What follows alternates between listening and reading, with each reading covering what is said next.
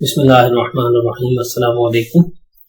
Lecture 2 के part 1 के साथ शकील अहमद और इस पोर्शन में हम अभी रीकैप का सिलसिला अपना जारी रखेंगे और इसके अंदर हमने देखना यह है कि एक जो हमारा सेंट्रल प्रोसेसिंग यूनिट है उसकी ज़रूरियात क्या क्या हैं और उसके बेसिक पार्ट्स को अभी डिटेल से हम पार्ट्स को नहीं डिस्कस करेंगे, लेकिन ज्यादा जो हमारा एम्फेसिस होगा वो इस बात पे होगा कि इसके अंदर जो इंस्टॉल्ड रजिस्टर्स हैं और जो बिल्कुल इसकी चिप के ऊपर है तो वो किस तरह से काम करते हैं। तो हम चलते हैं अपनी बात को आगे बढ़ाते हुए।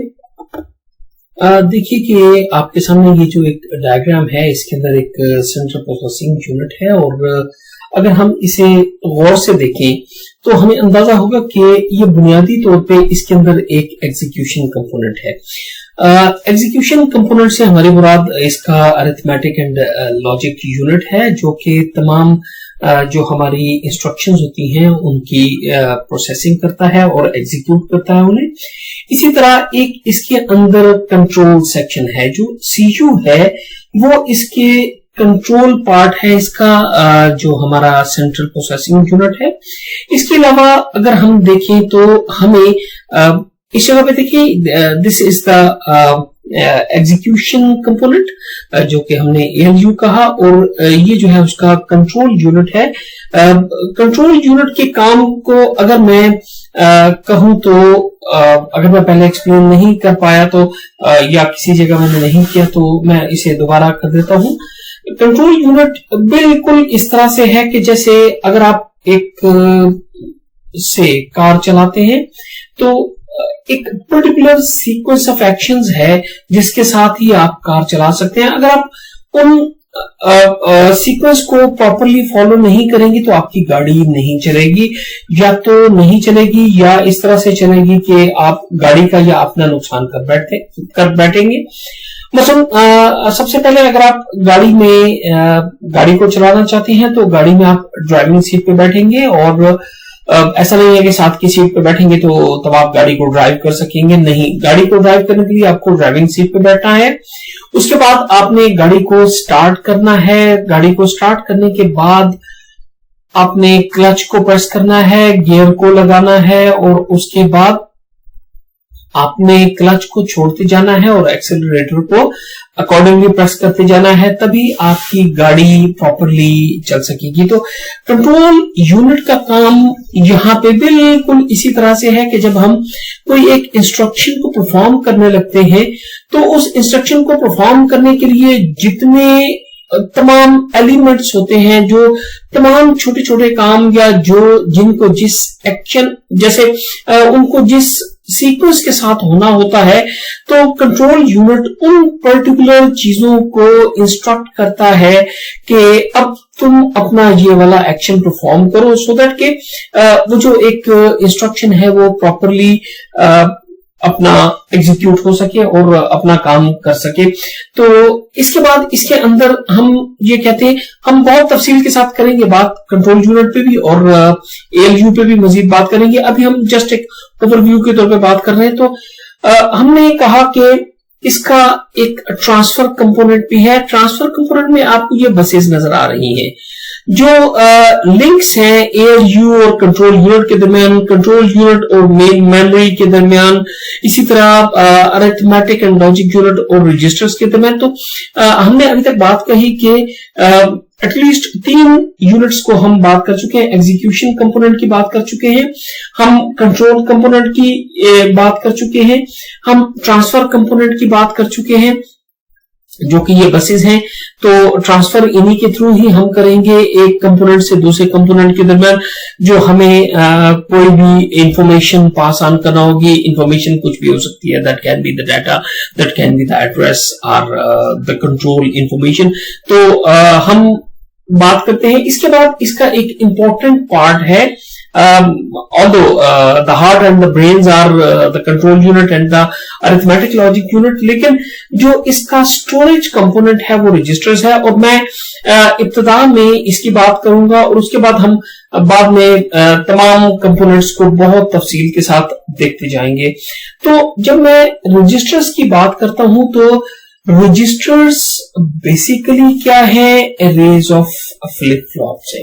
या अगर आप फ्लिप फ्लॉप को, जैसे कि आपने इसके अंदर लॉजिक डिजाइन के अंदर पढ़ा होगा, तो फ्लिप फ्लॉप्स क्या है? फ्लिप फ्लॉप एक बिट को स्टोर करने का जो है आपका एक इंस्ट्रूमेंट आप कह लें, या जो बिट को स्टोर करने के लिए जो एक फ्लिप फ्लॉप या एक छोटा सा कंपोनेंट है। तो अगर हम इन बहुत सारे कंपोनेंट्स को इकट्ठा कर लेते हैं, बहुत सारे फ्लिप फ्लॉप का एक एरे बना लेते हैं, तो वो हमारी स्टोरेज डिवाइस बन जाती है। या एक रजिस्टर, अगर वो छोटी स्टोरेज डिवाइस है तो हम कहते हैं कि दैट इज अ रजिस्टर। तो अगर मैं कहूं कि मेमोरी, ये मेमोरी लोकेशंस हैं या ये मेमोरी के सेल्स हैं, तो अब we can define the registers like anything what can store your anything। अब ये anything क्या हो सकती है? that can be the data, that can be the instruction, that can be मतलब जो भी चीज हम स्टोर करना चाहें, तो ये जो हम उसके साथ स्टोर कर सकते हैं, तो वो कोई एड्रेस भी हो सकता है, वो कोई डाटा भी हो सकता है। ओके, बात लंबी हो गई। तो रजिस्टर जो है उसको हम कहते हैं कि it's a fast memory, it's a very high speed temporary storage space for holding data, address और इंस्ट्रक्शन। तो ये कुछ भी हमें जब इसके अंदर होल्ड करना होता है, डाटा हो, एड्रेस हो या कोई इंस्ट्रक्शन हो, तो हम इसे इस्तेमाल करते हैं। बात है, एक लफ्ज मैं बोल रहा हूं हाई स्पीड। हाई स्पीड से क्या मुराद है? हाई स्पीड से मुराद ये है कि इसको हम तफसील के साथ देखेंगे कि हाई स्पीड इससे हम कैसे अचीव करते हैं। अगरचे स्टोरेज जो है वो आपकी हार्ड डिस्क भी करती है, स्टोरेज या होल्डिंग आपकी मेन मेमोरी भी करती है, आपकी कैशे भी करती है, आपकी रजिस्टर्स भी करते हैं। लेकिन हम एक बात कर रहे हैं कि रजिस्टर जो है वो हाई स्पीड है। हाई स्पीड से मुराद ये है कि हम बड़ी तफसील के साथ इसे देखेंगे कि ये हाई स्पीड क्यों होते हैं, और इनके अंदर सिर्फ यहां पे मैं अभी एक मुख्तसर सी बात करके आगे बढ़ जाऊंगा कि जो हमारे प्रोसेसिंग यूनिट्स हैं like ALU, these are going very fast day by day, जबकि उसके मुकाबले में मेमोरी की जो स्पीड है वो उस तरह से नहीं बढ़ पाई वक्त के साथ, जैसे कि ALU की जो प्रोसेसिंग कैपेबिलिटी है वो जितने गुना बढ़ चुकी है, तो उसके मुकाबले में आपकी मेमोरी जो है वो उसका साथ देने से कासिर है। जब उसका साथ देने से कासिर है तो इस मसले का हल हमें इस तरह से निकालना होता है, जैसा कि अगर दो आदमी एक सीक्वेंस में काम कर रहे हैं कि एक आदमी जॉब नंबर 1 परफॉर्म करके दूसरे आदमी के हवाले करता है जो कि जॉब नंबर 2 परफॉर्म करता है और काम मुकम्मल हो जाता है। अब अगर एक सिचुएशन ऐसी है कि जॉब नंबर 2 परफॉर्म करने वाला बंदा बहुत फास्ट है और जॉब नंबर 1 परफॉर्म करने वाला बंदा जो है ये स्लो, बट जो सीक्वेंस ऑफ इवेंट्स है, सीक्वेंस ऑफ इवेंट्स कहता है कि जी पहले जॉब नंबर 1 परफॉर्म होगी, फिर उसके बाद जॉब नंबर 2 परफॉर्म होगी। अगर जॉब नंबर 1 वाला बंदा स्लो है तो ऑटोमेटिकली वो स्लो डाउन कर देगा जॉब नंबर 2 की परफॉर्मेंस को। जॉब नंबर 2 नहीं परफॉर्म हो सकेगी फास्ट। आपके पास अगर जॉब नंबर 1 की कैपेबिलिटी को आप फुली यूटिलाइज करना चाहते हैं तो आपको जॉब नंबर 1 वाले बंदे को उतना ही फास्ट करना होगा जैसे कि जॉब नंबर 2 वाला है। अदरवाइज आप जॉब नंबर 2 परफॉर्मर की जो परफॉर्मेंस है उससे पूरी तरह फायदा नहीं ले सकते। लिहाजा क्या किया जाता है कि मेमोरी चूंकि स्लो है तो मेमोरी को हम बहुत सारे लेवल्स में ले जाते हैं, और जब हम इन लेवल्स में ले जाते हैं तो फास्टेस्ट पार्ट जो बिल्कुल यूं समझें कि टेबल के ऊपर तैयार करके रखता है ALU के बिल्कुल सामने डाटा, इंस्ट्रक्शन या addresses whatever is required in the sequence of event, तो जो हमारे रजिस्टर्स हैं वो सारी चीजें बिल्कुल रेडी करके उसके सामने रख लेते हैं। अच्छा, वो लेते कहां से हैं? तो मेन मेमोरी से लेते हैं। अगरचे मैं यहाँ पे नहीं शो किया अभी तक कि मेन मेमोरी और रजिस्टर्स के दरमियान भी एक और लेवल ऑफ मेमोरी होगा, बल्कि लेवल्स ऑफ मेमोरी होंगे, जिनके अंदर हम एक सिंगल वर्ड में तो उसको कैशे कहते हैं, बट उसके अंदर भी फिर लेवल 1, लेवल 2 और लेवल 3 कैशेस बड़ी तफसील के साथ हम उसकी बात करेंगे। तो क्या होता है कि just to get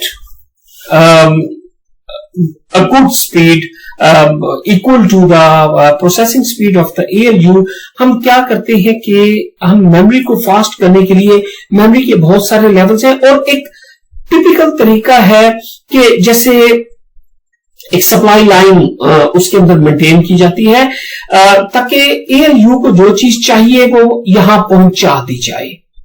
right, just like के एक बहुत अच्छा जो सर्जन होता है, जब वो सर्जरी करने लगता है तो उसको उस वक्त हर काम बिल्कुल एक प्रायोरिटी की बेस पे करना होता है, तो लिहाजा उसके साथ कुछ लोग होते हैं और वो जैसे सर्जन एक सिंपली हाथ बढ़ाता है और जो उसके साथ असिस्ट कर रहे होते हैं उन्हें पता होता है कि इस वक्त सर्जन को एग्जैक्टली कौन सा टूल या क्या चीज चाहिए, तो वो उसको उसी वक्त पकड़ा देते हैं। तो बिल्कुल इसी तरह कंट्रोल यूनिट क्या करता है कि वो रिक्वायरमेंट एनालाइज करता है और उसके मुताबिक ALU की सप्लाई लाइन को, सप्लाई चेन को प्रॉपरली मेंटेन करने के लिए वो क्या करता है कि इन रजिस्टर्स को यूज करता है, इन रजिस्टर्स को लोड करके रखता है।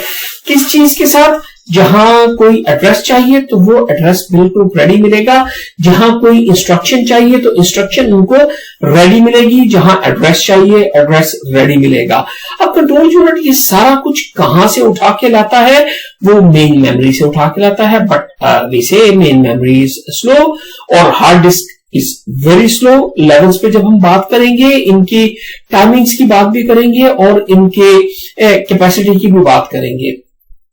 तो अभी हम इतनी बात करते हैं कि जो हमारे रजिस्टर्स हैं these are very fast.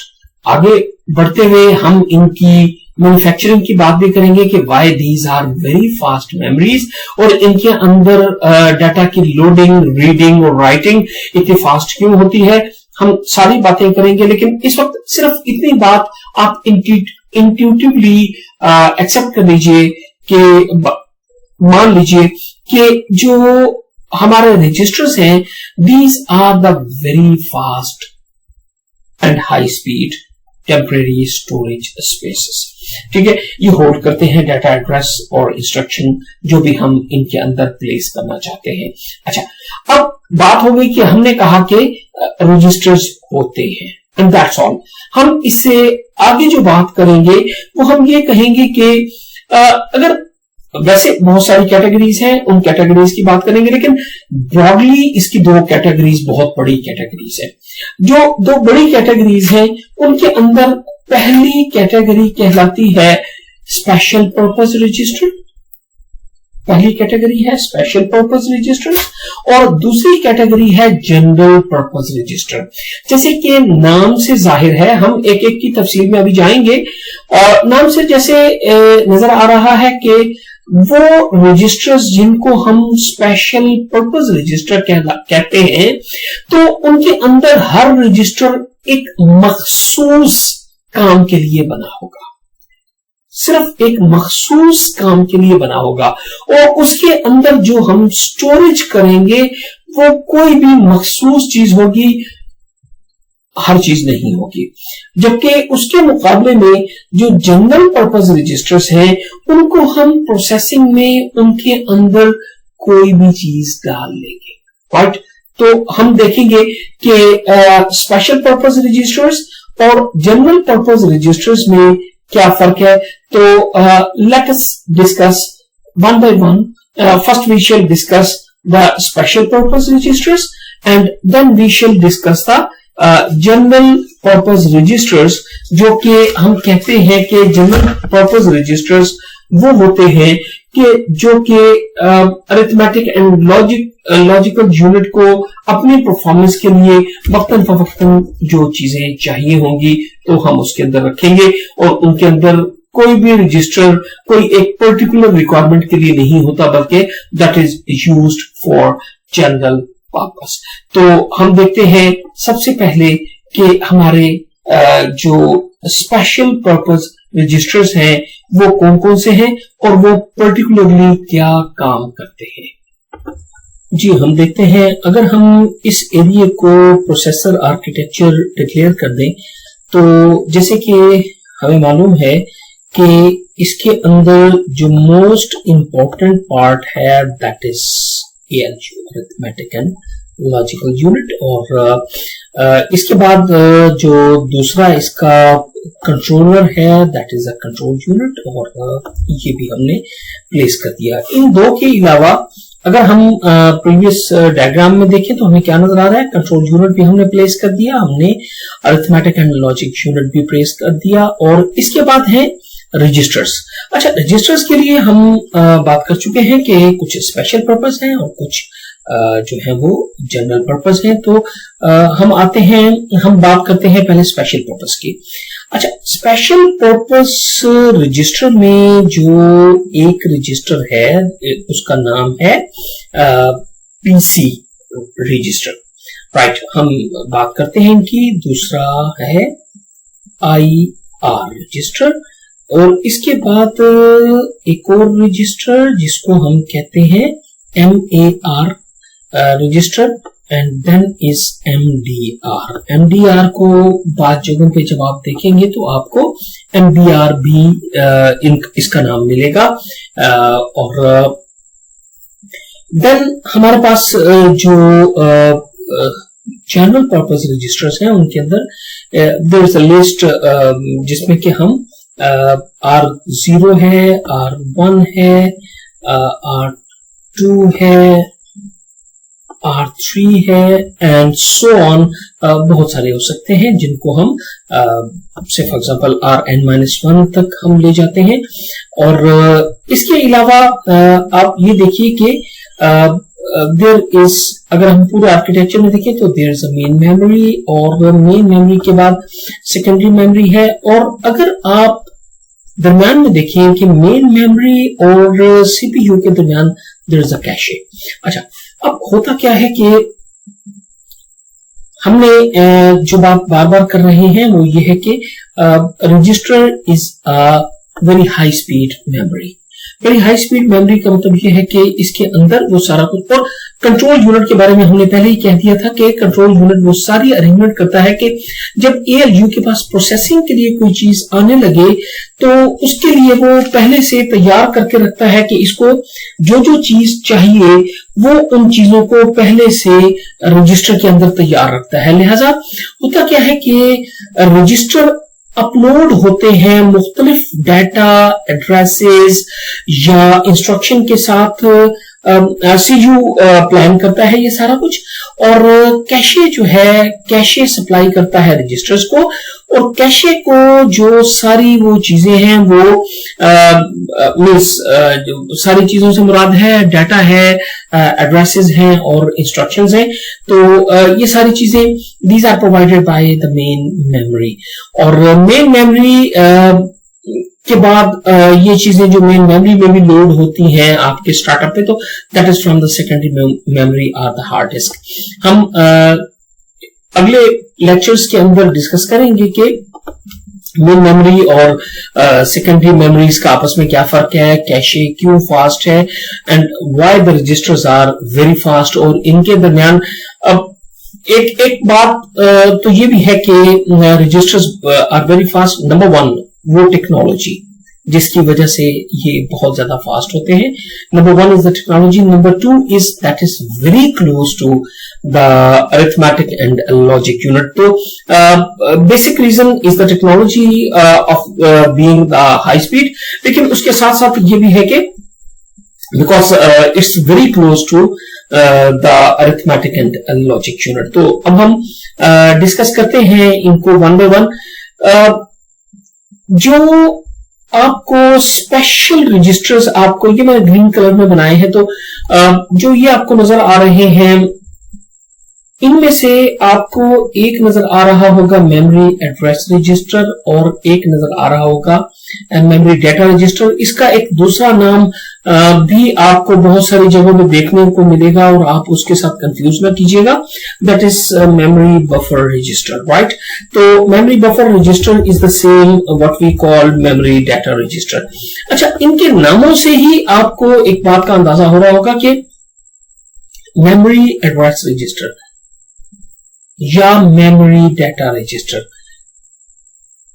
One thing is very clear कि ये दोनों जो हैं ये सिर्फ और सिर्फ मेमोरी से कम्युनिकेट करने के लिए इस्तेमाल होते हैं। हम डिटेल में जाते हैं इनकी, लेकिन एक बात बहुत क्लियर है कि जो मेमोरी एड्रेस रजिस्टर है और मेमोरी डेटा रजिस्टर है, these are only for the communication between the processor and the main memory या मेमोरी आप कह लीजिए इन शॉर्ट, बिकॉज हम जो प्रोसेसर है वो तो ये समझता है कि वो मेन मेमोरी से सब कुछ पिक कर रहा है, लेकिन बेसिकली वो कैशे से कर रहा होता है। लेकिन सिस्टम की लैंग्वेज में हम ये कहेंगे कि उसने मेन मेमोरी से ही उठाया है। तो जो हमारा मेमोरी एड्रेस रजिस्टर है और मेमोरी डेटा रजिस्टर है, these are only to communicate with the memory and the processor. और अगली बात यह है कि इनके नाम से भी आपको अंदाजा हो रहा होगा कि मेमोरी एड्रेस रजिस्टर, तो इसका मतलब है कि this has the address only. और memory data register it means कि मेमोरी के अंदर जो कंटेंट्स है ये इसके अंदर प्लेस होंगे। तो ये एक चीज। और स्पेशल पर्पस जो है, और एक और बात बड़ी इंपॉर्टेंट है इसके अंदर कि हम मेमोरी की डिस्कशन तो करेंगे, मेमोरी को जब भी हम एक्सेस करते हैं तो थ्रू एड्रेस करते हैं। मैं बहुत तफसील के साथ अगले लेक्चर्स में इसके ऊपर बात करूंगा।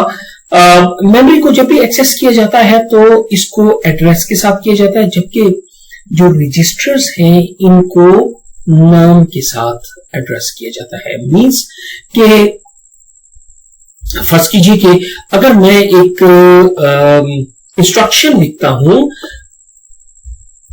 एड R1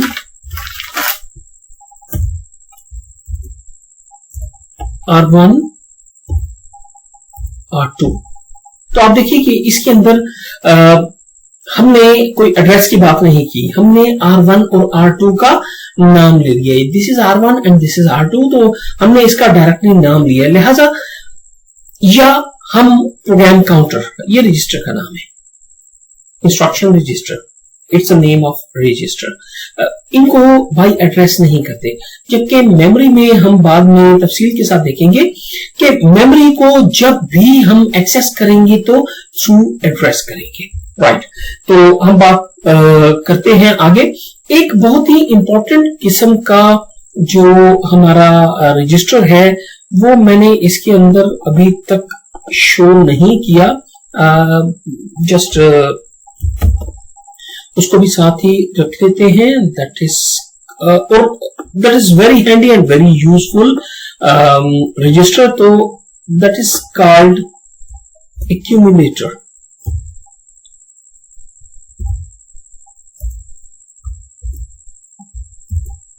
हम उसे एक्यूमुलेटर कहते हैं और बिकॉज इसका मैं कलर स्कीम भी चेंज करके तो ये कर देते हैं। ओके, हम आगे इसकी बात करते हैं।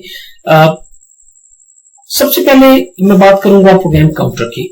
प्रोग्राम काउंटर या पीसी, ये रजिस्टर वो रजिस्टर है कि जिसके अंदर address of the next instruction होगा, address of the next instruction होगा।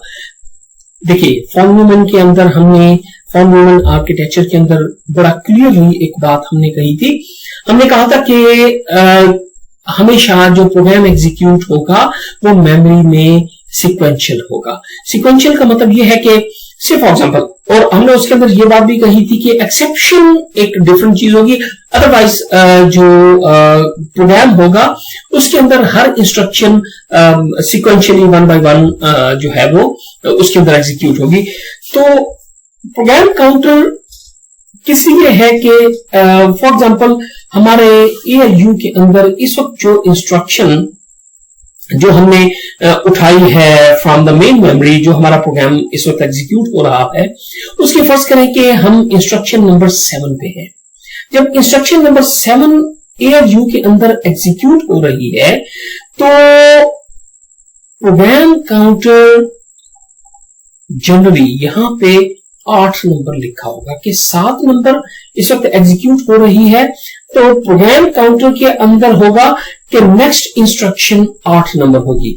और अगर कोई एक्सेप्शन है कि 7 नंबर इंस्ट्रक्शन के बाद उसने जंप करके फर्स्ट कीजिए कि 21 पे जाना है, तो प्रोग्राम काउंटर के अंदर लोडेड होगा कि now you are to go over 21 number instruction. I'm again saying ये एड्रेस नहीं है, ये इंस्ट्रक्शन का नंबर है, राइट। और उसके बाद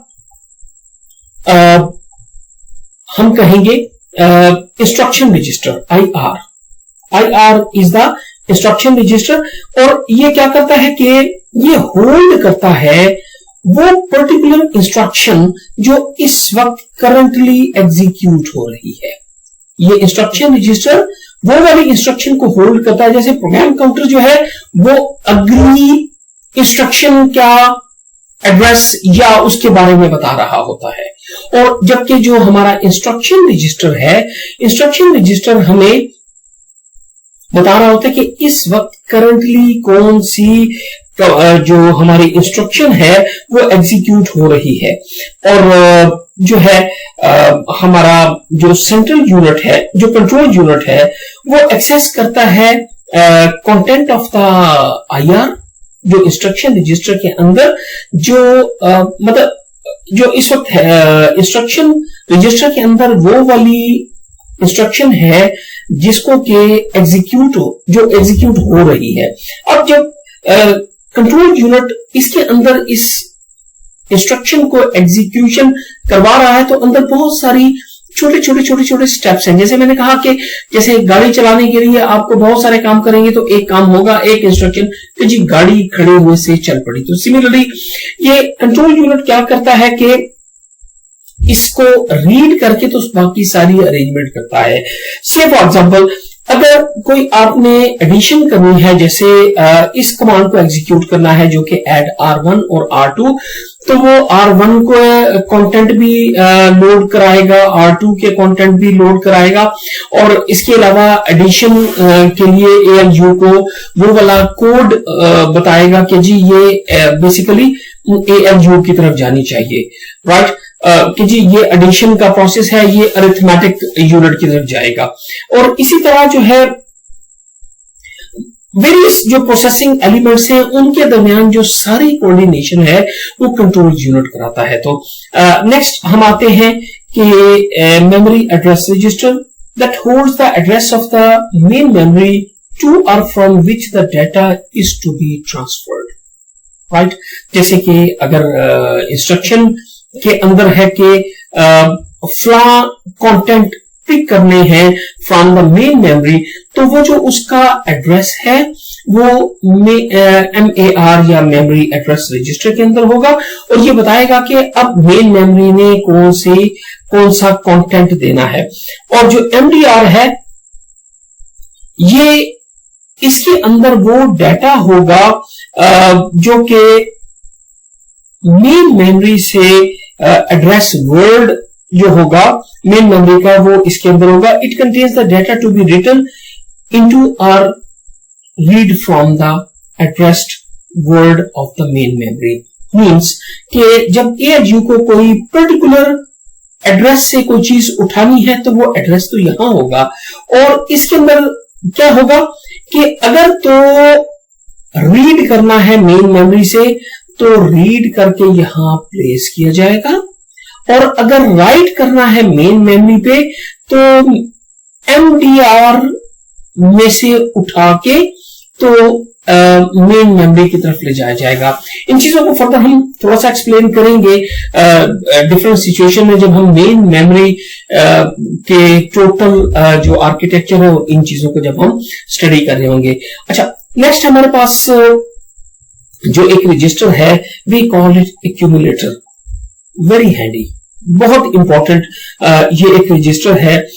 इसका जो बुनियादी काम, वैसे एक से ज्यादा काम है, लेकिन हम जो इसका सबसे बड़ा और बुनियादी काम जो इसका ज़हन में अगर रख लें तो हमारे इसकी अंडरस्टैंडिंग में हमें बड़ी आसानी हो जाएगी कि हम अगर एक बात करने के ALU जब कोई भी प्रोसेसिंग करके जो आउटपुट देता है वो किसी भी प्रॉपर जगह पे जाने से पहले हैंडओवर की जाती है एक्यूमुलेटर को।